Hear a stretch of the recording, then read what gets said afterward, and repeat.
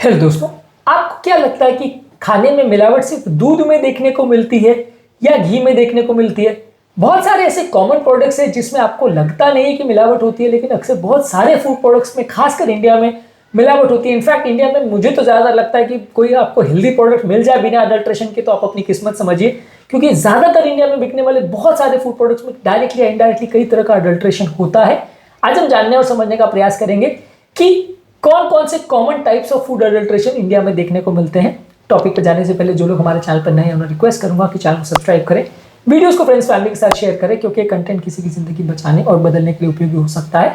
तो बगैर समय बिगाड़े चलिए शुरू करते हैं हमारे साथ हेल्थ का सफर।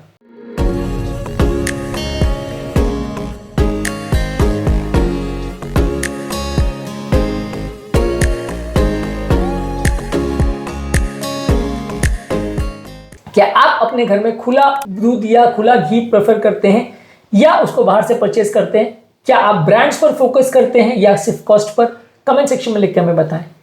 मिल्क अडल्ट्रेशन ऑब्वियसली सबसे कॉमन है, पर मिल्क अडल्ट्रेशन पहले जमाने में सिर्फ पानी से होता था, यानी पानी मिलाते थे, और आज के डेट में मुझे ऐसा लगता है कि पानी से मिला हुआ दूध सबसे माइल्ड फॉर्म ऑफ अडल्ट्रेशन है और सबसे कम डेंजरस फॉर्म ऑफ अडल्ट्रेशन है, बशर्ते वो पानी थोड़ा हाइजीनिक हो। पर आज के डेट में तो दूध में डिटर्जेंट, यूरिया, सिंथेटिक मिल्क सब कुछ बनाया जाता है। बहुत सारे केस में तो दूध में एक्चुअल में दूध का कोई अंश नहीं होता है और सिर्फ वो केमिकल्स ही होते हैं।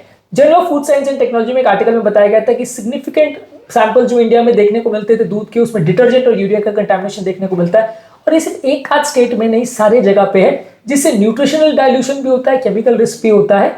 ये वैसे ही कि जैसे आप पेट्रोल लेने के बदले अगर केरोसिन वाला पेट्रोल ले रहे हैं तो आपका इंजन चलता तो रहेगा, लेकिन लॉन्ग टर्म आपकी बॉडी को डैमेज करता रहेगा, आपके इंजन को डैमेज करता रहेगा। वैसे ही इस तरह के फूड प्रोडक्ट्स जब आप लेते हैं तो लोगों को अक्सर हेल्थ प्रॉब्लम्स देखने को मिलती है। बच्चों को ये आप दूध पिलाते हो ये सोच करके कि वो उनके लिए हेल्दी होगा, उनकी हेल्थ को फायदा करेगा, लेकिन ये उनकी हेल्थ को सिर्फ और सिर्फ नुकसान पहुंचाता है। इसके अलावा जो एडिबल ऑयल होता है उसमें cheap oil, mineral oil, reused oil या आर्जिमोन ऑयल मिलाया जाता है।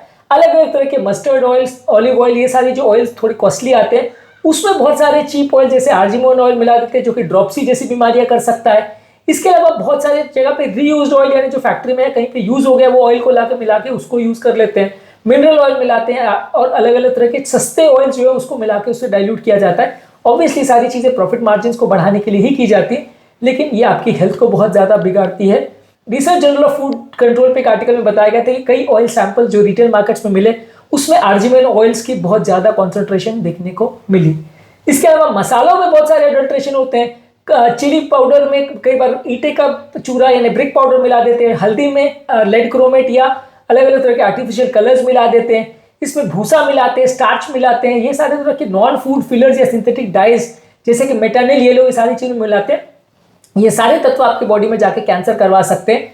जर्नल ऑफ फूड माइक्रोबायोलॉजी में एक आर्टिकल में बताया गया था कि अगर मसालों में नॉन सिंथेटिक डाइज और माइक्रोबियल टॉक्सिन्स कई बार देखने को मिलते हैं, जिससे इन्फेक्शन होने का रिस्क और टॉक्सिन बॉडी में जाने का रिस्क बढ़ जाता है।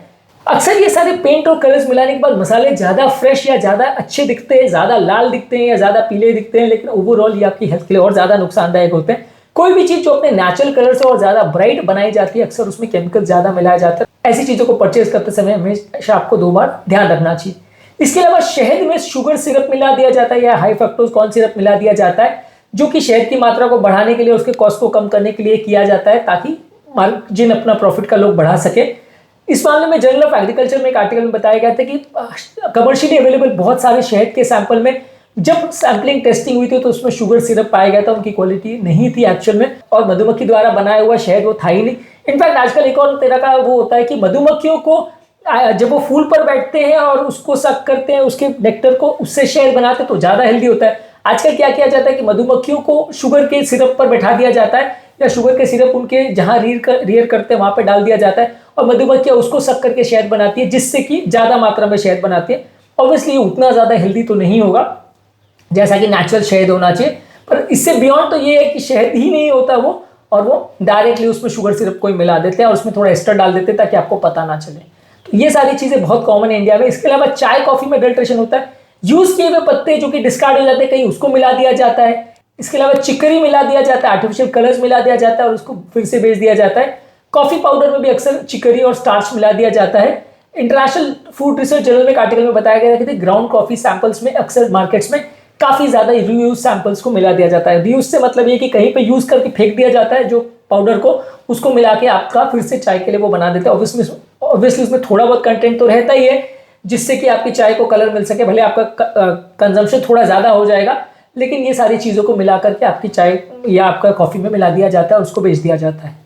इसके अलावा रिसेंटली एक और स्कैम सामने आया था कि फॉरेन कंट्रीज में जो डिस्कार्डेड सैंपल है या जो एक्सपायर हो चुके हैं 2-2 3-3 साल पुराने बिस्कुट हो गए, उसको रीलेबल करके इंडिया में बेच रहे थे।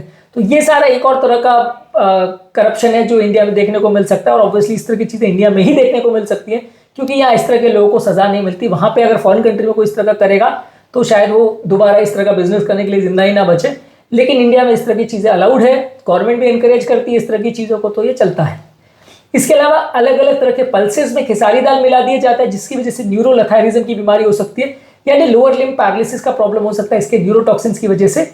Indian journal of medical research में एक आर्टिकल में बताया गया था कि अडल्ट्रेटेड पल्सेस की वजह से, खासकर जब खाने की कमी होती है, फूड्स की एसिडिटी, इसकी वजह से लोगों को इसको हेल्थ प्रॉब्लम ज़्यादा देखने को मिलती है और इस तरह के लेथारिज्म के केसेस देखने को मिले थे। इसके अलावा फलों को पकाने के लिए कैल्शियम कार्बाइड का प्रयोग किया जाता है या एसिटाइलिन गैस का प्रयोग किया जाता है जिसमें आर्सेनिक और फास्फोरस के रेसिड्यूज रह सकते हैं और ये आपकी बॉडी में जाके लॉन्ग टर्म आपकी हेल्थ को नुकसान करा सकते हैं। ये वैसे ही है कि आप हार्मोन्स दे के किसी बच्चे की ग्रोथ को जल्दी कराएं और 4 साल के बच्चे को भी आप बड़ा करने की कोशिश करें, ऑब्वियसली ये चीज़ें नेचुरल नहीं होती और उसका ग्रोथ डिस्टर्ब होता है, उसका ओवरऑल जो हेल्थ है वो डिस्टर्ब होता है। वैसे इन फलों का है कि जैसे ही वो बनते हैं उसको पकाया जाता है, उसके साइज को बढ़ाया जाता है, उनको बेच दिया जाता है, इससे ईल्ड तो बढ़ जाती है लेकिन हेल्थ पर जो उसका फायदा मिलना चाहिए वो नहीं मिलता है। इसके अलावा जो आटे हैं उसमें चौक का पाउडर, टैल्क या स्टार्च को मिला दिया जाता है उसकी वेट को बढ़ाने के लिए, जिससे पेट खराब हो सकता है और मिनरल इंबैलेंस हो सकता है। इसके अलावा फिश और मीट में भी एडल्ट्रेशन होता है, कई बार इसमें फॉर्मेलिन को मिलाया जाता है ताकि फिश का डिकम्पोजिशन नहीं हो, खराब नहीं हो। ये फॉर्मेलिन बॉडी के लिए कैंसर करवा सकती है और टॉक्सिन होता है, तो फिश और मीट खराब नहीं हो उसके लिए भी उसमें कई बार बहुत सारे केमिकल्स मिला दिए जाते हैं जो कि हेल्थ के लिए बहुत नुकसानदायक होते हैं। इसके अलावा कई तरह के फूड प्रोडक्ट्स को इंटेंशनली मिसलेबल किया जाता है कि इसमें प्योर है, ऑर्गेनिक है, फोर्टिफाइड है, प्योर घी है, कच्ची घानी का है, ये सारी चीज़ें मिसलेबलिंग भी बहुत होती है। ये भी इनडायरेक्ट वे में एक अडल्ट्रेशन ही है कि आप खराब प्रोडक्ट को अच्छा लेबल करके बेच रहे हैं। अडल्ट्रेशन करने से चीज़ों की माइक्रोन्यूट्रिएंट की डेंसिटी बढ़ जाती है जिसकी वजह से लोगों का हंगर सप्रेस नहीं होता और कई बार लोगों का वजन भी बढ़ता है। इसके अलावा लोगों का लॉन्ग टर्म एक्सपोजर होने की वजह से लोगों का लिवर किडनी डैमेज होता है। कई बार लोगों का जिनका सोशल इकोनॉमिक स्टेटस है वो इस तरह के क्वालिटी की चीज़ों को खरीदने को मजबूर होते हैं पैसे की कमी होने की वजह से, जिसकी वजह से वो और उनकी हेल्थ को कॉम्प्रोमाइज़ करता है, उनको बार बार हॉस्पिटल जाना पड़ता है। बच्चे, बूढ़े लोग और प्रेग्नेंट लोगों में इसका प्रॉब्लम्स होने का चांस थोड़ा ज़्यादा देखने को मिलता है। अलग अलग तरह के अडल्ट्रेशंस होते हैं। एक होता है डाइल्यूशन अडल्ट्रेशन जिसमें पानी दूध में, जूस में या शहद में मिला दिया जाता है उसकी वॉल्यूम बढ़ाने के लिए। एक होता है सब्स्टिट्यूशन अडल्ट्रेशन जहाँ पर जो चीज़ है उसके बदले कोई सस्ती चीज़ डाल दी जाती है, यानी महंगे तेल के बदले सस्ता तेल, प्योर हनी के बदले शुगर सिरप, तो इससे न्यूट्रिएंट कम हो जाता है, एलर्जिक रिएक्शन होता है और हार्ट के या हेल्थ के लिए अच्छा नहीं होता है। एक होता है केमिकल अडल्ट्रेशन जहाँ पे फूड प्रोडक्ट्स में केमिकल्स मिला दिया जाता है, जैसे दूध में यूरिया या डिटर्जेंट मिला दिया जाता है, स्पाइसेस में डाइज मिला दिया जाता है। ये लिवर किडनी का डैमेज कर सकता है और हार्मोनल इम्बैलेंस कर सकता है और अलग अलग तरह के कैंसर कर सकता है। एक हो सकता है टॉक्सिक कलर एडिटिव्स जहाँ पे अलग अलग तरह के नॉन फूड ग्रेड डाइज या आपके खाने में मिला दिए जाते हैं, ये भी एक तरह का अडल्ट्रेशन है। इसके अलावा चीज़ों को आर्टिफिशियली अगर पकाया जाता है फ्रूट्स को कैल्शियम कार्बाइड डाल के, इससे भी हेडेक, डिजीनेस और न्यूरोलॉजिकल इफेक्ट्स हो सकते हैं, तो ये भी एक तरह का अडल्ट्रेशन है। इसके अलावा आपका वजन चीज़ों का बढ़ाने के लिए उसमें धूल, मिट्टी, पत्थर या चौक का पाउडर मिला दिया जाता है जिससे दांत खराब होते हैं, डाइजेस्टिव इरिटेशन होता है, न्यूट्रिशनल क्वालिटी कॉम्प्रोमाइज हो जाती है। इसके अलावा एक मेटालिक कंटामिनेशन होता है जहाँ पे लेड, आर्सेनिक और मर्क्यूरी जैसे सब्सटेंस जो कि पोल्यूटेड वाटर, सॉइल से आते हैं, ये आपकी बॉडी में चले जाते हैं और ये आपके नर्व डैमेज, किडनी डैमेज या डेवलपमेंटल डिले कर सकते हैं बच्चों में। इसके अलावा आर्टिफिशियल स्वीटनर्स डाले जाते हैं आपके फूड प्रोडक्ट्स में चीनी को कम करने के लिए, इससे भी मेटाबॉलिक प्रॉब्लम्स हो सकते हैं। इसके अलावा किसी चीज़ का लेबल अगर फेक हो, जैसे उसमें प्योर, ऑर्गेनिक और नेचुरल बोल के अगर उसको बेचा जा रहा है जबकि एक्चुअल में वो लो क्वालिटी है, तो ये भी एक तरह का इकोनॉमिक डिसेप्शन है और अनसेफ इंग्रेडिएंट्स को बेचा जाता है।